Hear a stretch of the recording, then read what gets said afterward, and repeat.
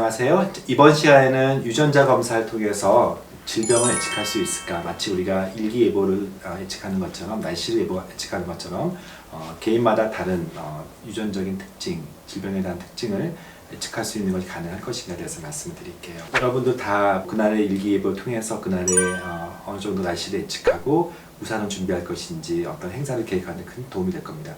때로는 예측이 안 맞는 경우도 있죠. 우리가 태풍이 분다고 해서 막 이렇게 아침에 출근하기 전에 유리창에다가 신문지도 붙이고 되게 난리 쳤는데 그날 태풍이 오지 않는 경우 막 화를 내시는 경우도 있었을 거예요. 반대로 비가 온다는 얘기도 없었는데 갑자기 퇴근길에 쫄딱 비 때문에 망하신 경우도 있죠. 그래서 다시는 막 이 일기예보를 안 본다라고 막 화를 내고 그럼에도 불구하고 대부분 사람들이 여전히 매일매일 확인하는 것이 일기예보입니다. 때로는 예측은 틀릴 수도 있고 빗나갈 수도 있지만 확률적인 개념으로 하는 거기 때문에 그렇죠.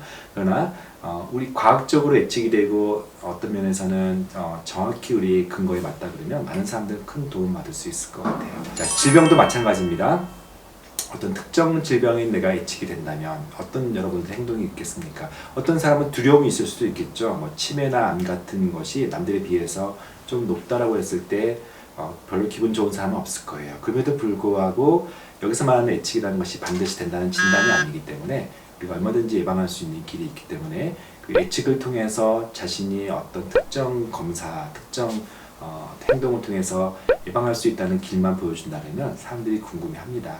그것이 보통 하는 우리가 검진을 통해서 모든 사람이 똑같이 질병을 조기에 스크린하는 방식이 아니라 사람마다 다르게 하는 검진 시대가 올 거라고 볼 수 있기 때문이죠. 많은 회사에서는 이 유전자 검사의 그 예측 서비스를 알기 쉽게 설명하기 위해서 다양한 방식으로 소개하는데요. 제가 가지고 있는 이 진투미 플러스 회사에서 나온 이 진투미 플러스의 결과지를 보시면은요, 이런 식으로 대표적인 질환 리스트들이 쭉 합니다. 사람들이 흔히 알고 싶어하는 치매, 암 또는 이런 질환들에 대한 정보들이 있는데요. 이 회사에서도 한 5가지 카테고리를 가지고 유전자 검사 통해서 당신의 질환의 위험이 좀 높은 경우, 경계 또는 그 정도까지는 아니지만 좀 주의를 필요한 경우 또는 유전적인 리스크, 유전적인 위험이 보통인 경우, 근데 그렇지 않고 괜찮고 양호나 어떤 안심할 수 있는 그런 5가지 단계를 나눕니다. 많은 사람들이 자신의 유전적인 질병의 어떤 위험도가 안심이나 양호이기를 바라지만 또 막상 열어보면은 어떤 경우는 주의나 경고에 있기도 해요. 이처럼 사람마다 누구는 대장암이, 누구는 치매가, 누구는 어떤 심혈관 질환이 좀 더 위험하다, 그렇지 않다라고 얘기할 때 사람마다 다 맞춰서 이 약 한 200페이지 정도 되는 이 모든 결과지를 그 사람한테 맞춰서 나오기 때문에 굉장한 그런 결과지라고 볼 수가 있겠습니다. 2가지만 좀 강조하는데요. 여기서 말하는 이 진투미 플러스에서 말하는 유전자 검사는 진단이 아닙니다. 즉 위험성이 다소 있다는 얘기입니다. 여기서 말하는 제가 다소라고 하는 부분도 남들에 비해서 한 1.5배 내지 2배 정도의 약한 의미는 있지만 남들에 비해서 한두 배 정도가 증가한다는 그런 개념의 다소의 위험성을 보인다는 어떤 위험 요인 같은 개념이라고 보시면 되고요.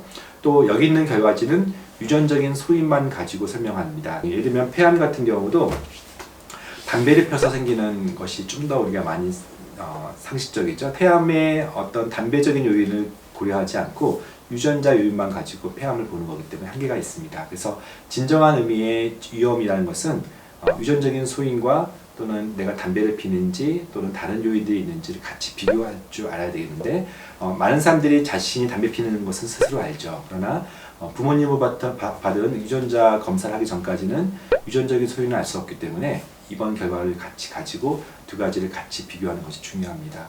어느 한쪽만 가지고 질병을 일으키지 않아요. 물론 유전적인 소인이 필요 없이 교통사고처럼 우연히 발생하는 그런 사고들은 환경적인 요인이 크죠. 그리고 유전적인 소인만 100%인 질병, 어떤 유전병도 그럴 수는 있어요. 그러나 대부분 모든 질병들이 유전과 환경이라는 것을 같이 계산을 해서 설명하는 것이 맞습니다. 그래서 2가지만 기억하십시오. 유전자 검사를 해석할 때 여기서 말하는 유전자 검사는 진단이 아니고 다소 사람마다 다른 위험성을 보여주는, 2번째는 환경적인 요인을 보여주는 것이 아니기 때문에 여기서 말하는 유전적인 소인과 환경적인 요인을 같이 해석하셔야 된다는 것들을 설명을 드립니다. 다음 시간부터는 질병 하나하나 중심으로 해서 어떻게 이것을 해석하고 어떻게 예방하는지에 대해서 말씀을 드리도록 하겠습니다. 감사합니다.